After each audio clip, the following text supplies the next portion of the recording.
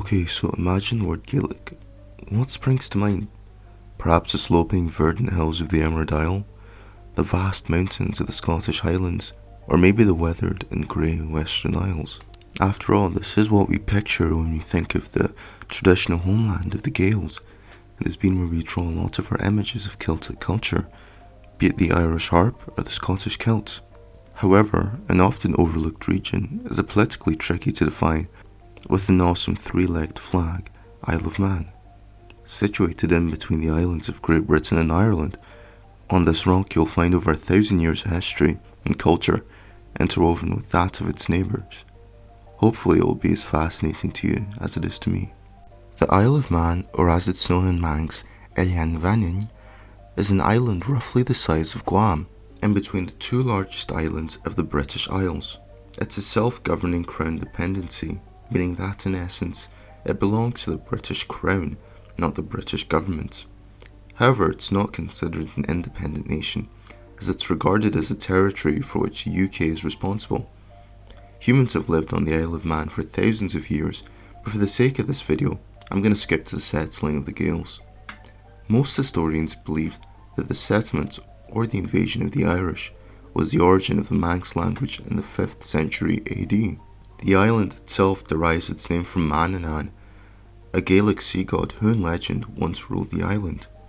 The Isle of Man was converted to Christianity around this time by Irish missionary Saint Muckle. The island was subject to influence from Ireland up until the Viking Age, where it eventually became under the control of the Norse Kingdom of the Isles. To brush over 1,000 years of history, the island became under the control of the Kingdom of England, where it's been under British rule ever since, up until 1949 when it gained its own legislature, the Tynwald, which has Norse roots coming from Old Norse Thingwallr and is related to modern Icelandic Thingvellir.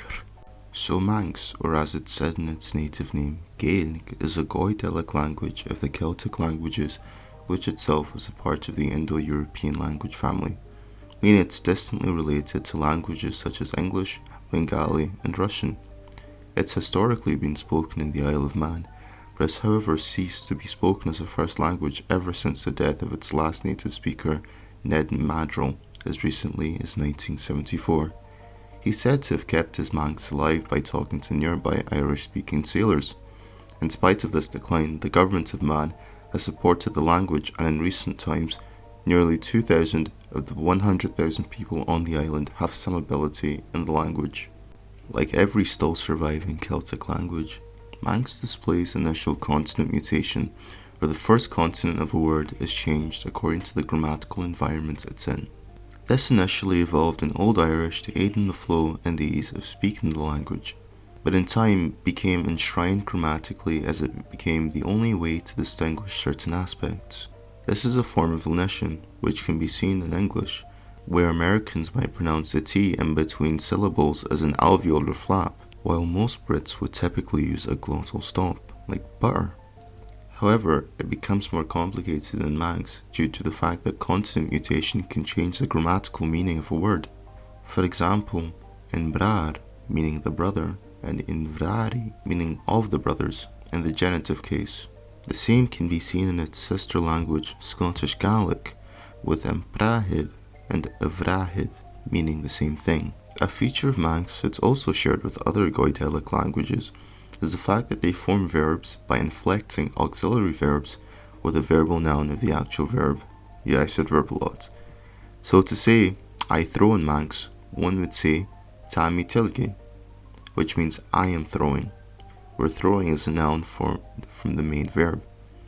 This Goidelic verb formation has also somewhat influenced modern Scottish English, where a Scottish person might say, what are you wanting to eat, instead of, what do you want to eat? Manx has a verb, subject, object word order, which is rare for most languages, but is the norm in insular Celtic languages.